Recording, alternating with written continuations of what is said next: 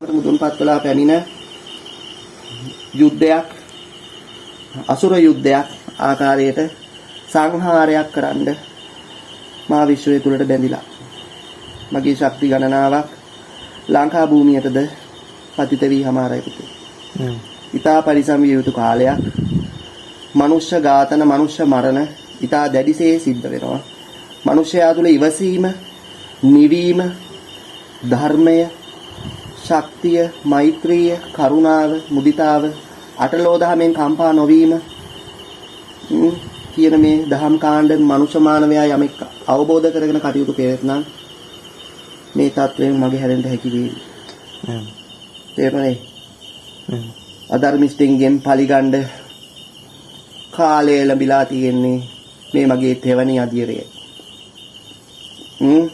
සාධනා වන් චිත්ත ප්‍රසාද සහිත පූජාවන් යම් ආකාර මහා භද්‍රකාලියගේ හෝ සොහොන් කාලියගේ හෝ යම් කාලි කෝවිල් වල තියෙන කළු කිරණ සුදු කිරණ බාටපත් කරන ආධ්‍යාත්මික ශක්තියින් මොකද එවැනි තැන්වලත් ගිහිල්ලා විනාශකාරී දේම කාලියගේ ඇස් රතු වෙනකන් යම් ආකාරයෙන් මුදුන්පත් කළ වෛරයේ ගින්න බුරබුරා නැගෙන්නා දැල්ලක් හේ මුදුන්පත් වෙන සියලු කාලි භූමිවල තියෙන සියලුම රත්වීම් හරියාකාරව පත් කරගෙන යම් කෙනෙක් සිසිලකින් යම් ආකාරයකට මුදුන්පත් වෙන රත්වීම තමයි කරන්නේ පුතේ.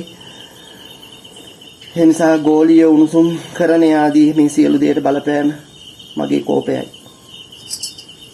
තේරුණේ? පූජකවරු විලම්බීත නටනවා.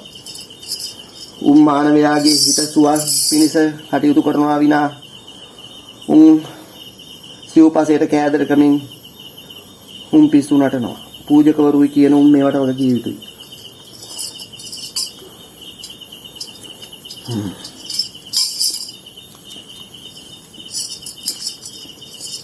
කලියුත්තක් වේනම් ප්‍රතියම් ගැඹුරු සාධනාවකින් මේක පාලනය කරලා දෙන්න කියලා මම මේ කියලා ඉල්ලනවා නම් යම් ප්‍රබලයෙක් ඒ ඉල්ලීම මට මං සලකලා බලන්න.